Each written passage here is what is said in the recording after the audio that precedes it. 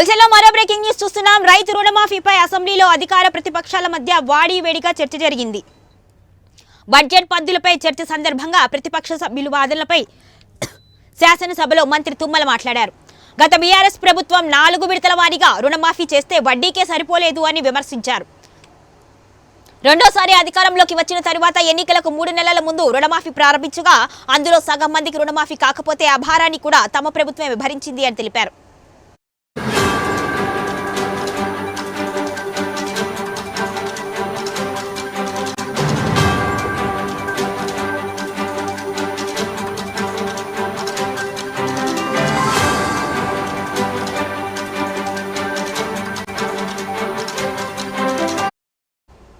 ఇక ప్రభుత్వ నిర్ణయము ఈ మేరకు ఈ రోజు వరకు కూడా 20,000 కోట్లు రిలీజ్ చేశాము అని వెల్లడించారు. మార్చి 31వ తేదీలోపు రైతు భరోసా నిధులు రైతుల ఖాతాల్లో జమ చేస్తాము అని చెప్పుకొచ్చారు. ఇక రైతులను మోసం చేసిన వాళ్ళు, దగా చేసిన వాళ్ళు, ముంచిన వాళ్ళు రుణమాఫీ గురించి మాట్లాడితే అసహించుకుంటున్నారు అని, ప్రజల్లో అపహాస్యం పాలవుతున్నారు అని మంత్రి పేర్కొన్నారు.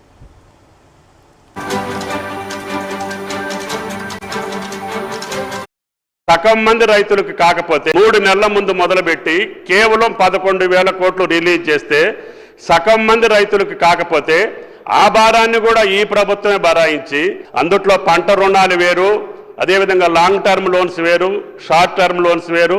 మేము ఇచ్చింది కుటుంబానికి ఒక 2 లక్షల రూపాయలు.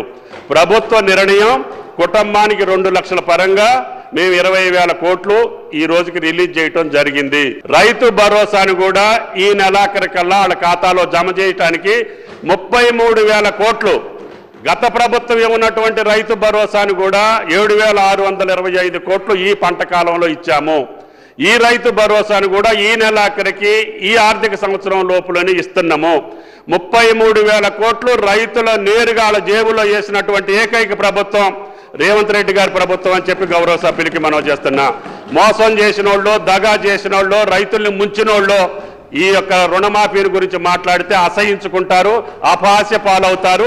3 నెలల ముందు మొదలుపెట్టి కేవలం 11,000 కోట్లు రిలీజ్ చేస్తే సగం మంది రైతులకు కాకపోతే ఆ